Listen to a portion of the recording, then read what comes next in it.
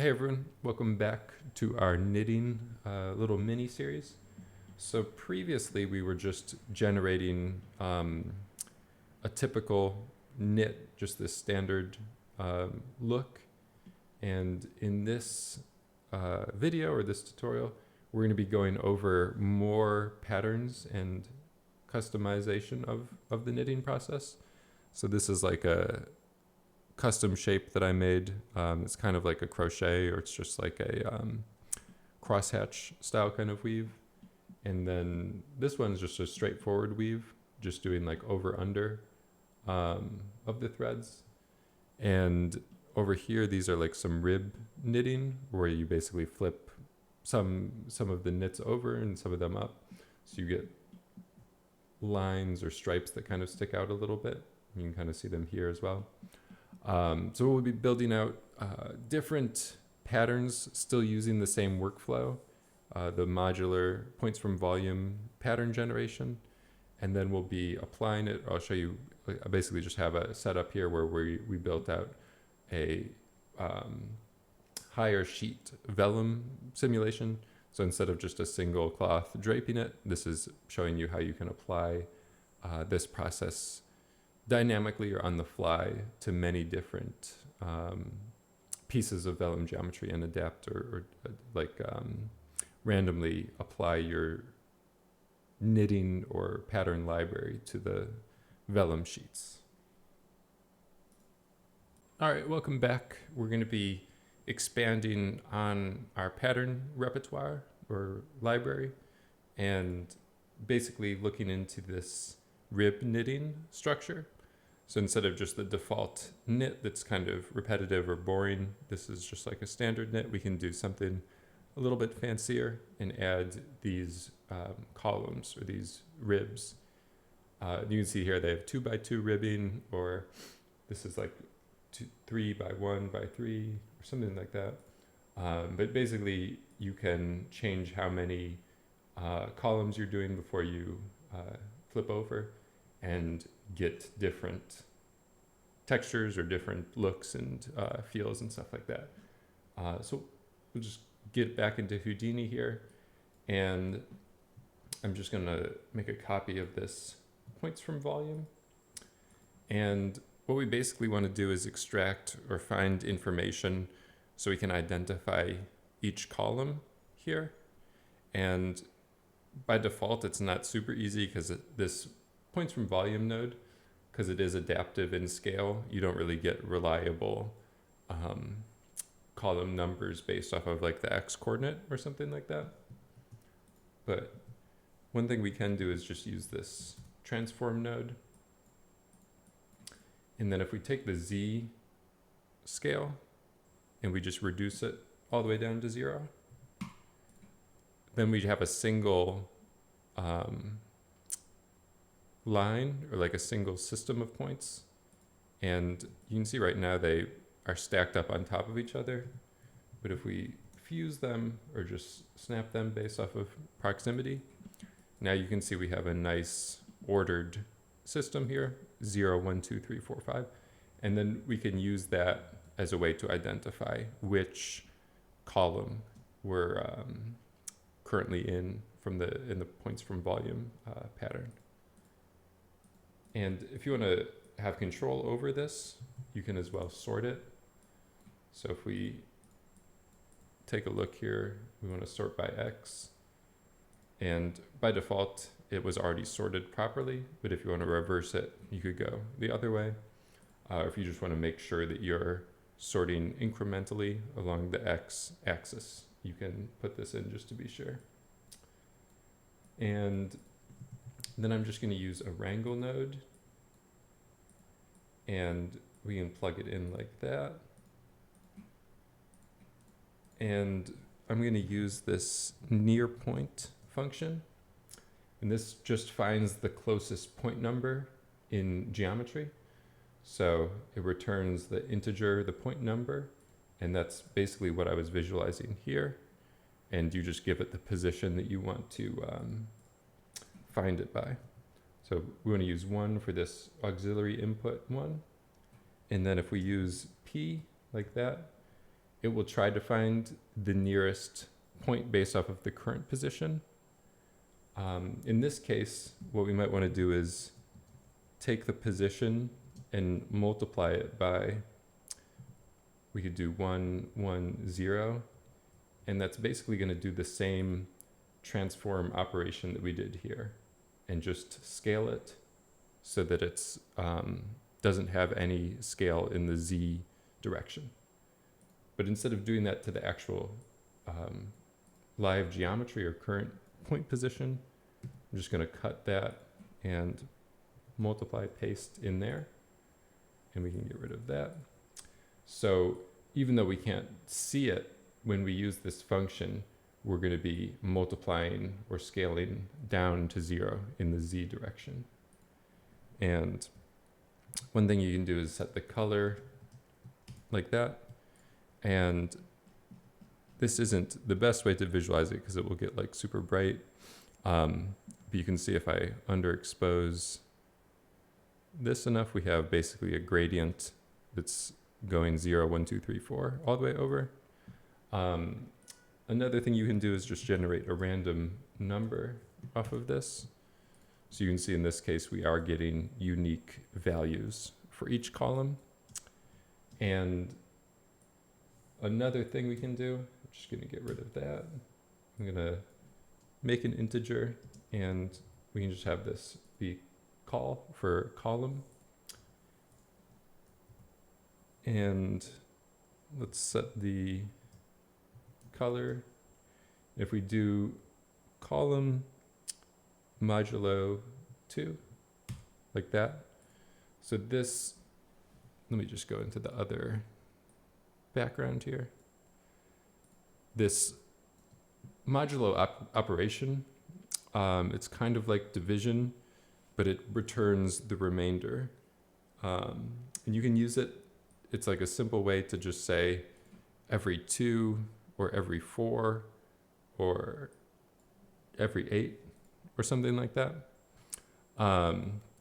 That's one way you can use this. And you would say this is equal to 0, and that will say 1 out of every 8, basically.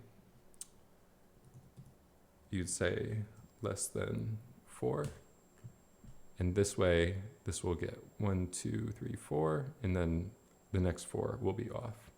So this is a way to basically describe how many of these you want to grab, and then how many of them you want to be flipped over, or something like that. So instead of this being the color, let's just make another integer here and call it flip, like that. And then I'm going to make an up vector. And this, when we use the copy to points node, this will basically tell us what direction we want to flip these in. So we have this y axis that's pointing up like that right now. And if we say we want to set this, we can do 0 for x, 1 for y, and 0 for z. And instead of this being 1, we could have this just using that flip. And then we should be getting some zeros in here. So we do see them. But instead of them being zeros, we want them to be -1.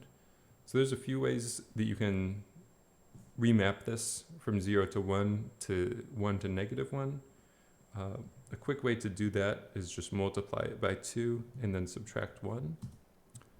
So that's like a quick way to basically just remap any 0 to 1 number to -1 to 1. And now we have our up vector set. The next thing we want to do is, let's just actually go ahead and start to copy the points over and just visualize what we're seeing over here. So we'll do that. And let's do that.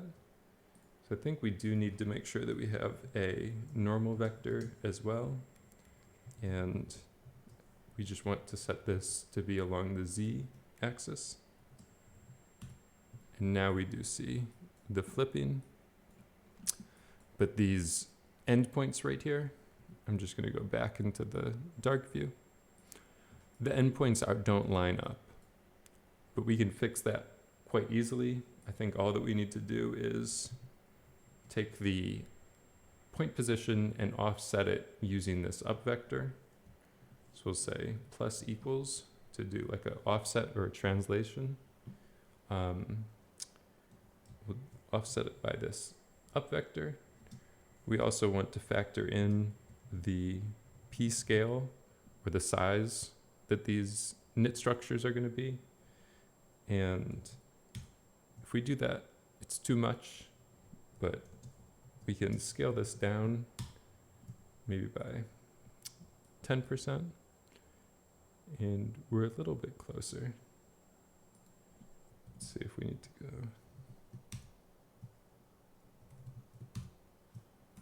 So 0.02 looks to be correct in this case. And now if we go ahead and just, we could reuse these nodes. Let's just grab them. And I'm going to grab the tubes visualization as well. And now we get our final knitting system to make ribbed patterns. And it should be pretty easy to control. If you want to make this a little bit more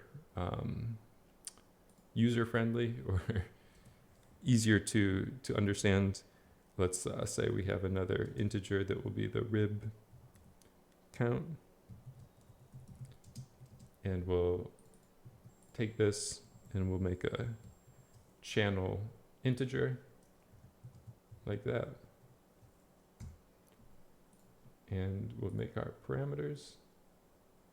So if we want this to be 4, so we have 4 and then 4, 4 and 4. We can just take that and put it here. And then this modulo number should be double. And we just want to make sure we do our order of operations properly. And now we have an easy adjustable way to control the amount or length that we want these ribs to be.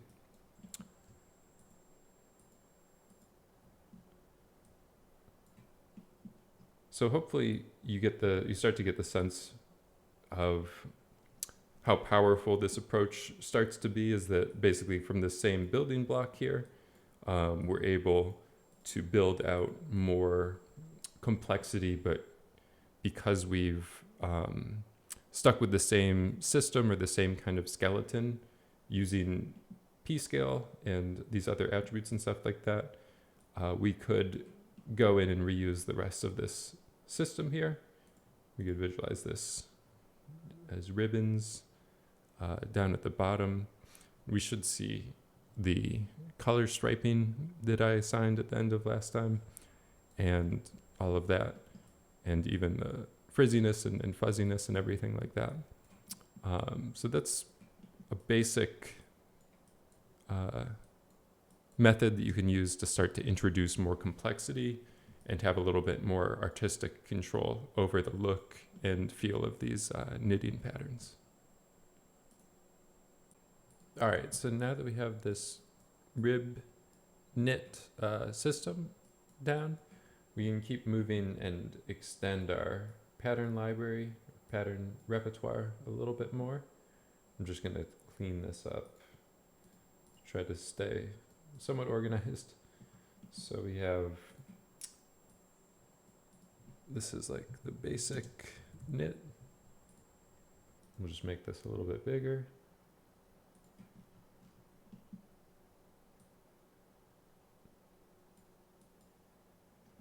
maybe that was just a little bit, just a little too big. All right, so we have a basic knit, we have our rib knit, and I'm just gonna make another points from volume. We'll just grab this whole chunk right here and extend this over. And what we're going to be building now is a basic weave. And I've had some quick references here. So you have the warp and the weft, which is basically another way to refer to the rows and columns. So they usually call the columns the warps, and these rows, or the horizontal ones, the wefts. And that just has to do with like this return thread that keeps getting passed under the loom. But we'll just go ahead and start implementing this now. So what we've done so far with this method to make the ribs, if we did bring this back down to 1, you can see this is a way of identifying every other row, which is going to be useful if we want to identify these warps. I'm just going to extend this, so we'll take a copy, and instead of scaling this down in the z-axis, so it's going along x like that, we'll scale it to 0 in x, so it's just traveling along the z direction. And we'll keep it fused, and then we want to update our sort node, so we're sorting by z, or along the z direction. So now we have another kind of like a labeled axis, or just a ID system corresponding with the pattern rows. We have a number for each row, and I'll connect that in there. And what I'm going to do here is you can just reorganize this a little bit. So get rid of that, get rid of our parameter. And if you want to update the interface, you can just go to delete all spare inputs from the gear menu. And instead of this being just a variable, we can make it an actual attribute. So it's on the geometry, and I'm going to copy that and paste it, and we can do the same thing for the row. We want to update the auxiliary input to this one, number 2, and we also just want to update this scale, so it's going basically doing the same operation here. So we have row and column, and if we color this, we can do that. I'm going to go back into the gray view so you can see what's going on. So this is kind of what we want, but if we look here, this is more like a checkerboard. So depending on which row you're on, it's going to alternate for every other. So let's get back here, and this is giving us basically every other row. If I just copy and paste this and do that, this is giving us every other column. So we can basically use both of these selection sets or assignments. And what this is basically doing is saying if this is equal to 0, it's going to be these that are white, because that's going to be basically a true statement. If I set this to 1, it's going to flip to be every other. But instead of doing it like that, we can just take this and switch these to the columns like that. And then we have our checkerboard selection set. And again, this is going to be fully procedural, where we'll keep updating to auto fit the frequency or the scale of our pattern. So that's pretty nice. So this is basically going to be our selections, but we could switch this over. So we'll do p.y,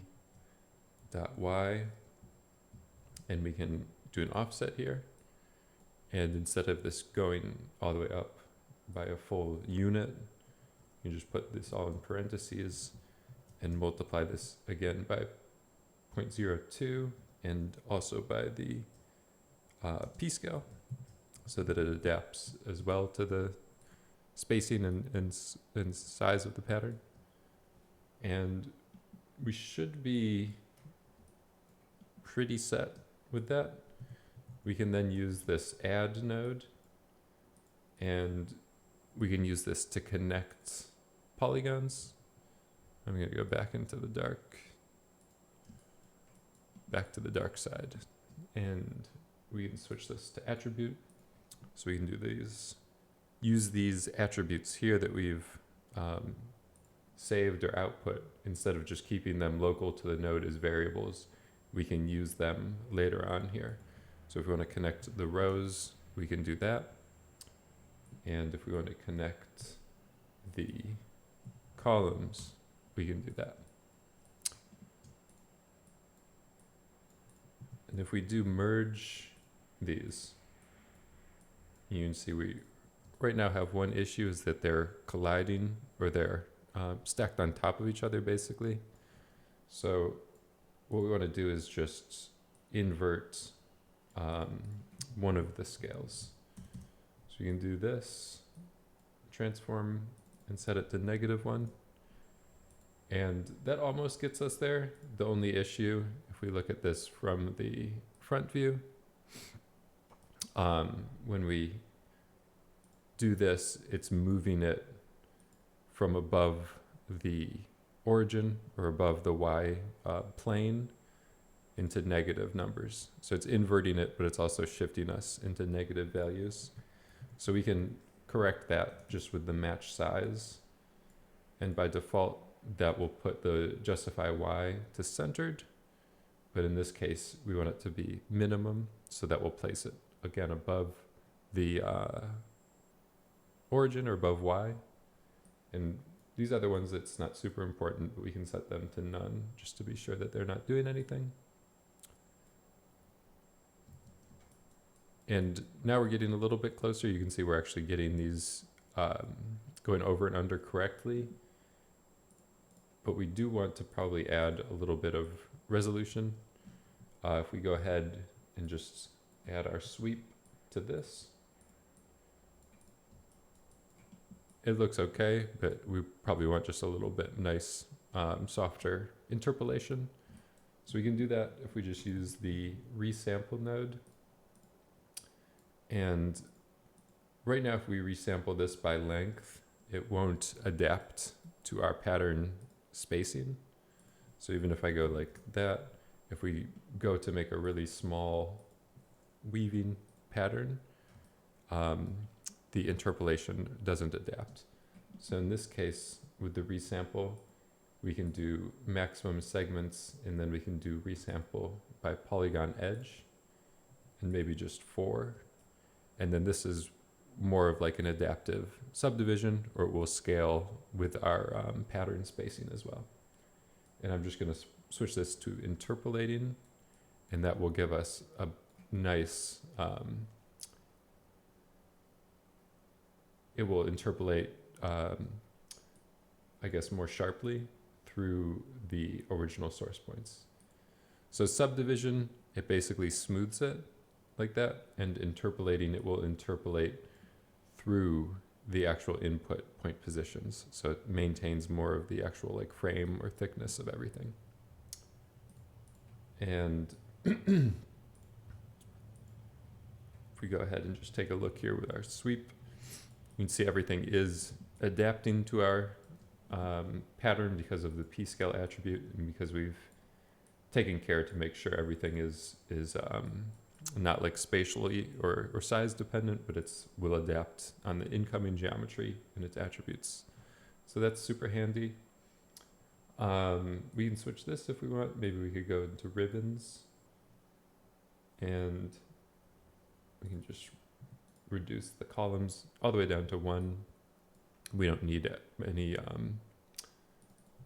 like subdivisions or anything like that going through the ribbons. And then I think we just want to rotate these by 90 degrees. And if we want to have these fill up more of the space, so 0.9 is going to be like 90% of the thickness. So you can see you are able to see through a little bit there. If we did 1, that would always adapt to be fully, occupy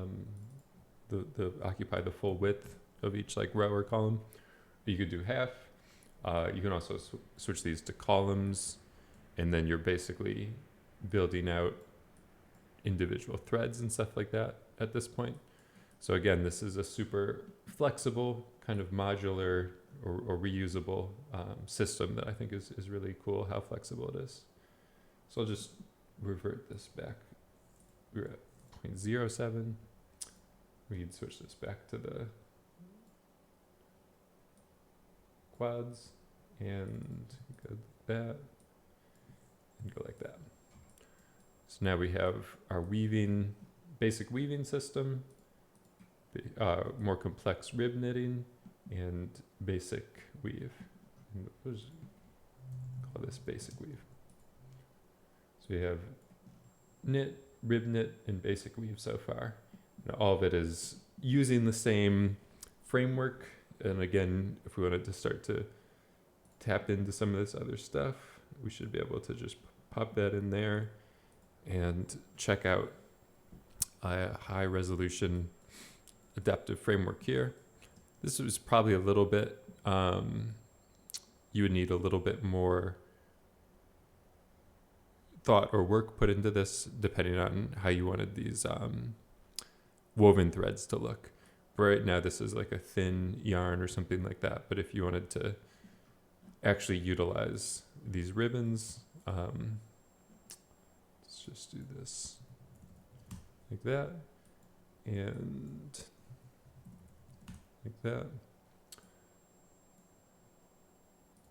So we could do this, maybe 5 of them across, and we're going to want to make sure we preserve the P scale in this case. So once we start to do this, then we would actually have more threads occupying the thickness of the woven structure.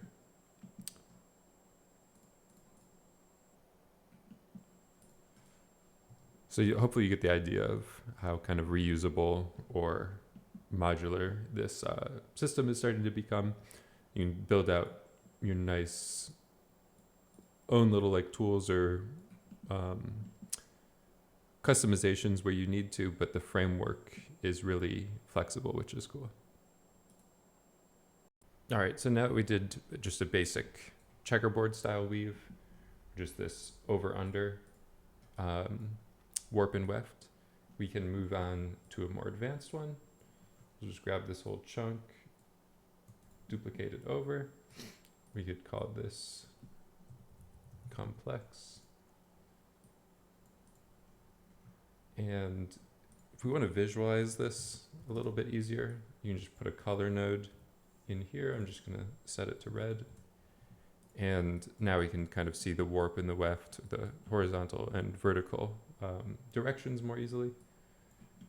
And right now we were just using row and column and modulo 2 to do every other. One of the things you can do in here is if you divide the column number by bigger numbers, you can start to introduce more spaces or more gaps into the warp and weft or the over under. And you can even do the same on this side. You can do different numbers like that to kind of control this. So that's pretty interesting. You just put that aside for right now. And we can even take this further and introduce randomness or kind of like almost glitches or just kind of like noise into the weaving pattern. So instead of dividing this by a constant number, which is 4, we can generate a random number, and we can do that based off of the column. And this random number is just going to give us decimal numbers between 0 and 1. And in this case, we don't want that. So I'm just going to say fit 0, 1. This takes a value that's already in the range of 0 to 1, which we happen to be in, and it will just remap it to whatever we want. So we can say put it between 2 and 7. And the last thing I'm going to do is just use this floor function, and that's just going to round down to the nearest integer. So we're still dividing by whole numbers. And when I do that, you can see we do have kind of random chances or interesting occurrences. And you can even divide this as well by the row number. Random chances based off of the row number. And then if you want to offset this by like a random seed or something like that, you can adjust this seed number, or this is just giving us a new random generation or something like that. So you can kind of create all kinds of interesting procedural random glitch style weaves like this. And you can even take this further. If we just duplicate that again, we can take this whole chunk here, and we can do the same thing for the row, and we can switch that to column, and let's try that. So even now we have even more kind of unpredictable outcomes or just interesting occurrences. And as well, all of this stuff, you can feel free to even promote these into parameters or drive this with other attributes. Even spatially or stuff like that, you can start to paint areas or consider these like groups or stuff like that, and adjust these and kind of create super advanced procedural knitting factories or things like that. That's pretty interesting. So hopefully you get the idea with this weaving. It's pretty straightforward once you understand. Basically, we're just generating these diagrams, which is just over under, and then we're flipping the other side around, and then we'll basically always have something that makes sense as long as we're negating, like inverting, and then lining them back up in Y. You can always have something that with no intersections as long as you follow that rule. So that's pretty cool. All right, so we have our 4 different styles right now. Rib knitting, regular knitting, and basic weaving. And then our glitched out custom crazy weaving. I'm going to add one more knit style. So let's just take the points from volume, copy to points, and just slide those all the way down. And this is still going to be our template points. And I'm just going to bring in some nodes and connect it like that. And these are basically a very basic shape that I made just by taking these circles, semicircles or open arcs. This is just assigning the attribute that's going from 0 to 1 along the length, and then we can use that to basically displace or like do a wiggle based off of a sine wave. And this is just duplicating and offsetting, rotating it. So we have 2 of them. And then when we do that, these line up in such a way that if we do our polypath, subdivide and sweep,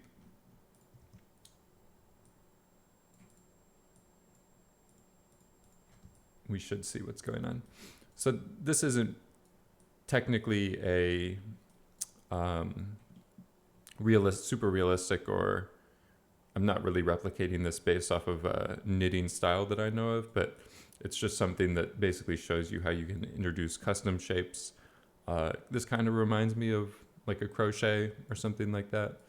But it generates an interesting pattern like this. It's also almost like a rattan or rattan bamboo weaving or like basket weaving style or something like that. But basically, it's just giving you more ideas that you can even create custom shapes. And as long as it kind of makes sense.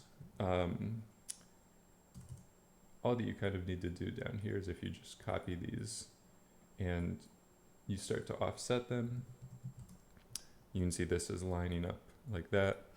And this was the same rule that we originally were following with this knit over here. So anything that you get that will offset with one unit and connect, you can trust that that will work with this points from volume approach, because it's all working kind of in a unit or one-to-one space, and then using p-scale to drive the spacing or the repetition and everything like that. So you can come up with all your own interesting braiding, weaving, knitting, twisting patterns and stuff like that. Tessellations are just repetitions, and insert them into this system, and all of the other kind of grooming stuff and upresing techniques or hair system, whatever you want to call it, should in theory work, because it's a modular, flexible system. Hopefully things don't go wrong. The only thing you usually need to make sure is that you're keeping track of these attributes, p-scale, etc. And as long as you have that and keep everything weighted or compensated based off of the p-scale, then you should be in good shape. So this is going to wrap it up for the pattern portion of things. So we have basically 5 different patterns or textiles that we've created. This one's just going to be, we could call it a custom knit shape. And even these, you get an idea that they're somewhat parameterized or customizable. So you could even derive these into several other custom textiles or patterns or stuff like that. But hopefully this is a good idea here to get you started, and hope you enjoy coming up with your own or experimenting with your own. Feel free to just use the curve tool and draw them yourself, or more procedural methods using like mathematical shapes or the weaving and all that. And you can even kind of stack some of these concepts as well, like adding this was adding 4 of them, but you could even introduce twisting and stuff like that. So these would get, let's actually do full twists. These things would be spun threads or spun yarns and stuff like that. So you can kind of layer them and make compound things as well, which are pretty cool. All right, so we're going to be finishing up just applying the patterns or the different knitting and weaving techniques that we went over into the simulation. So I was just preparing these cloths. They're just stacked up and then scaled, kind of like a pyramid or whatever, just getting longer as they go down. And I pinned, or I held the left side of them to try to keep them almost like a flag or something like that. And then just push some wind over to the right. And this system is basically showing how you can take, again, like a basic vellum simulation and use it to deform and distort or basically transfer the simulation to the like fibers or to the threads like we were doing in the previous tutorial. So in this case, we built out a for loop that will just look at each individual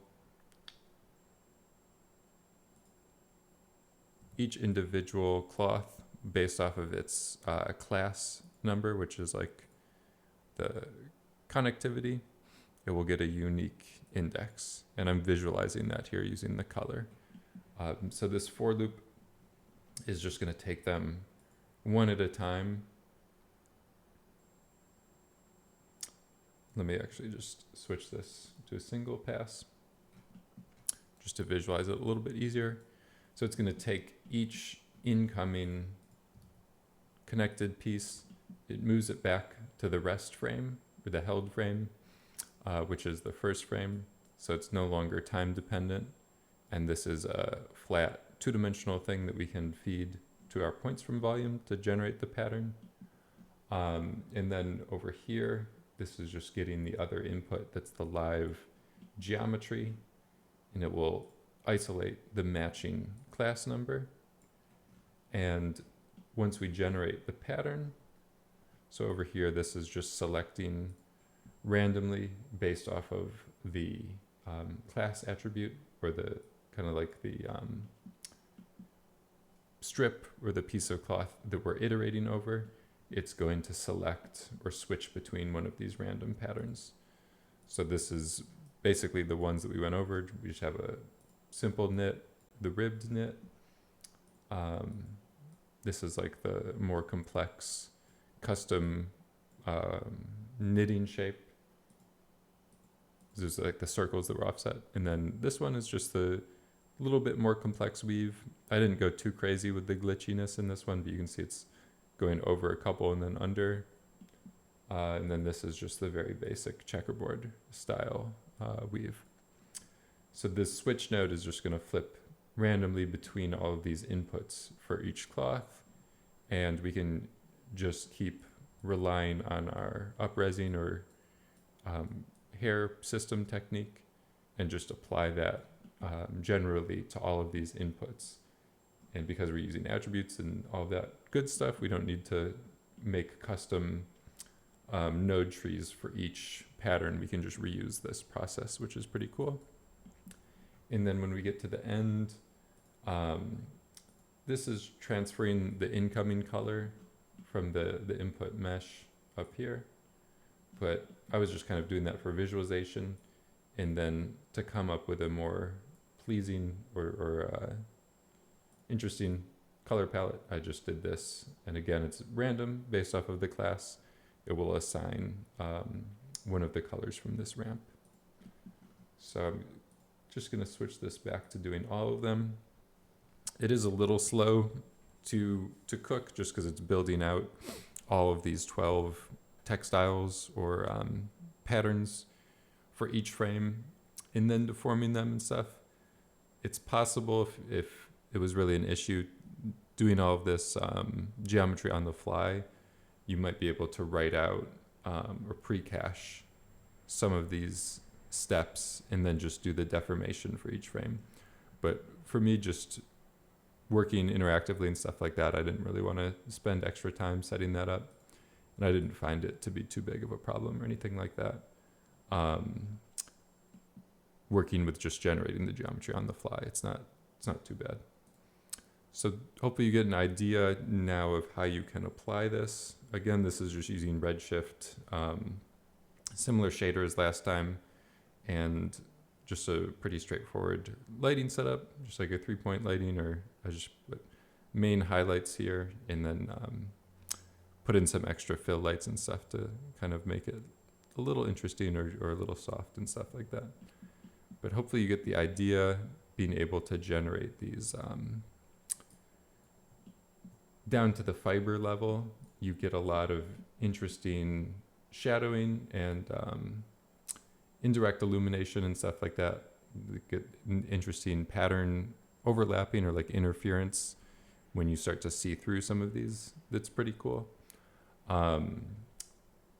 And bounce lighting and all that kind of stuff. So instead of just working with textures and displacements, you have a lot more detail, and you're able to even zoom in and go ultra close and stuff like that. So this is going to conclude the knit pattern generation portion of this series, and we'll be moving on now to more efficiently working with large data sets or higher counts. You can kind of see here we're pushing the limits of this. I think this is getting to be a pretty high geometry count. So if you want to work with even more strips of cloth or stuff like that, we'll look into even more optimized settings, and eventually we'll be getting more into doing animation and growing and showing the knitting process and stuff like that itself.